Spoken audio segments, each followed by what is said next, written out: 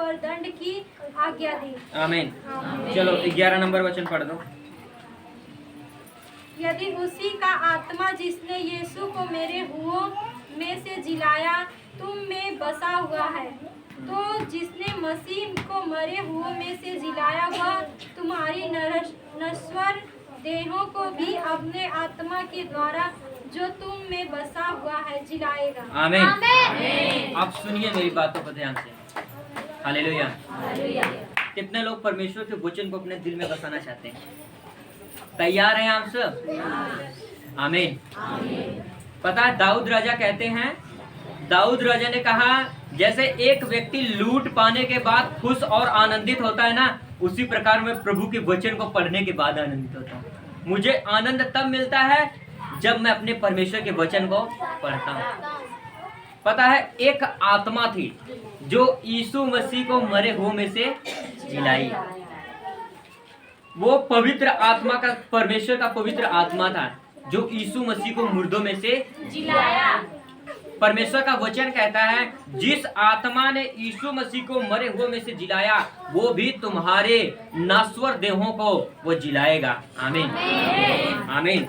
हम शारीरिक दशा से मरे हुए हैं। पता है मेरे को, अगर कोई अभी इस टाइम बता रहा हूँ, पहले मेरा जीवन ऐसा नहीं था पर अब बदल गया। मैं अपने अंदर झांक के देखता हूँ, मैं कहता हूँ मैं बहुत बदल गया। मेरे लोग भी, मेरे दोस्त भी लोग बोलते तू बदल गया। मैं कहा हाँ यार ये तो है सही बात, परमेश्वर ने हमको बदल दिया। अब वो बदला क्यों?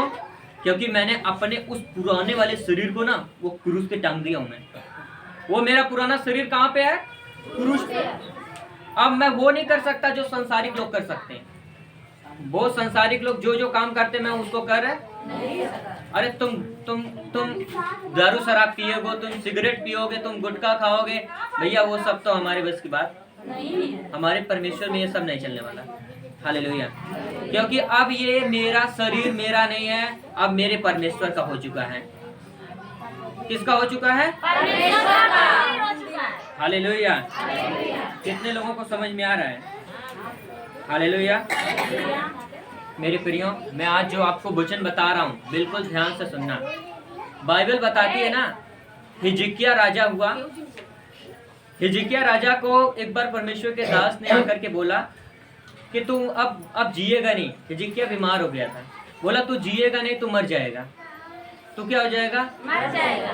हिजकिय्याह पता क्या किया? वो एक बहुत बड़ा राजा था। उसने ना परमेश्वर की ओर मुंह फेर के लगा रोने, रो रो कर गिड़गिड़ा कर कहता है हे परमेश्वर, मेरे को तू देख, मैं कितना खराई से चलता आया हूँ।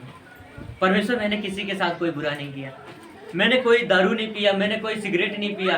परमेश्वर जैसा आप कहते आए हो मेरे दिनों को याद करो।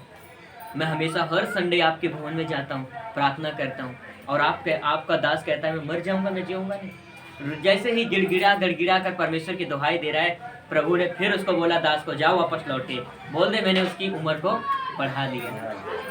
हालेलुया। आमीन। आमीन। मेरे प्रियो, आपको मैं बता रहा हूँ जब उपवास रखते हो, प्रार्थना करते हो, आपको गिड़गिड़ा करके प्रार्थना करना बहुत आवश्यक है।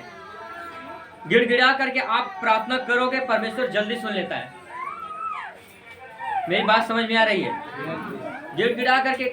और ये पता है ये प्रार्थना वाली एक आत्मा होती है। ये आत्मा सबको नहीं मिलती है, जो आत्मा से मांगते उन्हीं को ये आत्मा मिलती है।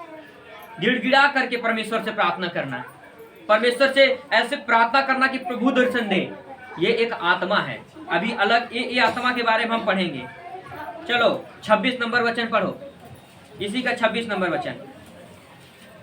इसी रीति से आत्मा भी हमारी दुर्बलता में सहायता करता है। हाँ, क्योंकि हम नहीं जानते कि प्रार्थना किस रीति से करना चाहिए, परंतु आत्मा आप ही ऐसी आए भरकर जो बयान से बाहर है हमारे लिए विनती करता है, और मानों का जांचने वाला जानता है कि आत्मा की मनसा क्या है। आमीन। आमीन। पता है कभी कभी आप लोगों ने महसूस किया है कि जब आप प्रार्थना कर रहे हैं आपके आंसू गिरने लगे, होता है कि नहीं? कभी कभी ऐसा होता है, आप जब प्रार्थना कर रहे हैं आपको ऐसा लग रहा है मुझे कोई छू रहा है, और प्रार्थना करने बड़ा आनंद आने लगता है जब आंसू आपके आंखों से आंसू गिरने लगते हैं। हालेलुया। होता है कि नहीं? और ये एक आत्मा है, एक परमेश्वर की ओर से आत्मा है जो आती है ना, तो वो रो रो के ऐसे व्याख्यान करती है ना कि वो मनों को जांचने वाला परमेश्वर आकर आपको चेक करता है, आपके अंदर क्या दिक्कत है, क्या परेशानी है।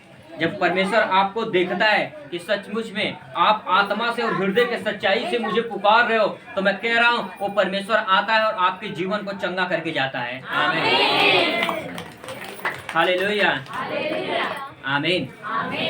अब ऐसा नहीं हो सकता कि आप प्रार्थना करो और आँख को खोल करके प्रभु का नाम भी ना लो, कुछ बोलो भी ना, और इतवार को आओ फिर जाओ, आओ जाओ, कुछ होने वाला नहीं है, कुछ भी नहीं होगा। अगर हमें शैतान को हराना है, हमें मजबूत बनना पड़ेगा, अपनी प्रार्थना में हमें मजबूत बनना पड़ेगा। हालेलुया। जब हम प्रार्थना में मजबूत बनेंगे, परमेश्वर हमारे साथ खड़ा होगा। क्योंकि देखो बाइबल बताती है, वह आत्मा जो यीशु मसीह को मरे हुए में से जिलाया, वो तुमको भी जिलाएगा। तुम्हारे आज अगर अब तक तुम्हारे घर नहीं बने ना, इस शुक्रवार के दिन प्रेयर में बैठ जाना और बोलना, परमेश्वर वही आत्मा जो यीशु मसीह को मरे हुए में से जिलाया, मेरी भी हर मरे हुए काम जी जाए यीशु मसीह के नाम में। आमीन। आपको बोलना है, अपने मुंह से अंगीकार जरूर करना है कि परमेश्वर वही आत्मा जो यीशु मसीह को मरे हुए में से जिलाया, मेरे भी जीवन में तू भेज, ताकि मेरे जो मरे हुए काम है, रुके हुए काम है, बंद काम है, जो एकदम बहुत हम कोशिश कर रहे हैं, बन नहीं पा रहा मेरा काम, वो बनने पाए। मैं कह रहा हूँ वो आत्मा आएगा आपके जीवन में, आपके सारे काम को बनाएगा यीशु मसीह के नाम में। हालेलुया, आमीन।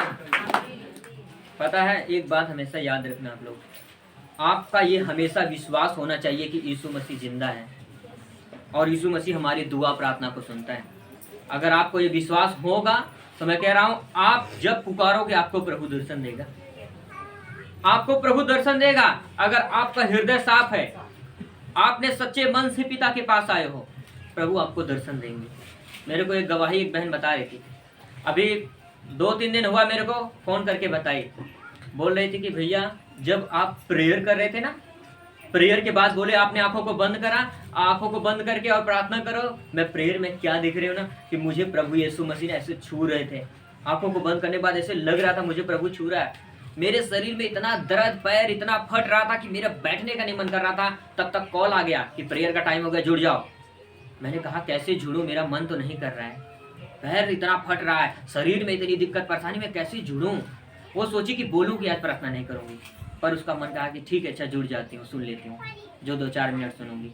जैसे ही वो प्रार्थना में जुड़ी, मैंने बोला आंख बंद करो और आत्मा से परमेश्वर को पुकारो, प्रभु आपको दर्शन देगा, और दर्शन में परमेश्वर आपको छूकर आशीष देने जा रहा है। और जैसे ही प्रेयर की, उसको लगा यीशु मसीह छू रहा है। कह रही मेरे को पता ही नहीं चला, मेरा जो पैर का दर्द, शरीर का जितना भी जकड़न था, पूरा एकदम 1 मिनट के अंदर अंदर गायब हो गया। आमीन, हालेलुया, धन्यवाद प्रभु यीशु, आमीन। आपको पता है अब गेहूं का खत्म होने वाला सीजन। हाँ, गेहूं का पता है, बीज पता है, जब गेहूं का डाला जाता है ना जमीन पे, तो गेहूं जाने के बाद पहले सड़ता है, वो बीज सड़ता है कि नहीं। आपने उसको बो दिया, अब वो सड़ेगा, अब उसमें से एक और बीज निकलेगा, अब वो अंकुर निकलेगा धीरे धीरे, फिर अब एक अंकुर से पता नहीं कितने अंकुर लगेंगे, पता नहीं एक बीज से पता नहीं अब कितने बीज होने वाले हैं, पर उसको सड़ना पड़ता है, उसको मरना पड़ जाता है। वो बीज जिंदा है, फेंक दिए, मिट्टी से दाब के, अब क्या हो गया, वो मर गया। मरता है कि नहीं? पूछ रहा हूँ, पीछे उनको जगा दो। हालेलुया, आमीन। अगर कोई ऐसे सोने वाला हो ना, उसको थोड़ा देखते रहा करो कि कोई सो तो नहीं रहा। हालेलुया। उसी प्रकार से अपने शरीर को हमको बोना पड़ेगा।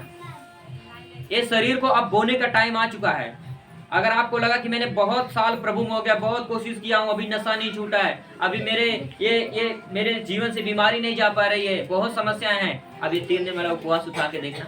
अगर विश्वास के साथ उठा रहे हो ना, मैं कह रहा हूँ अपने शरीर को बो के देखो बस, कि परमेश्वर अब मेरा जीवन तेरी आराधना के लिए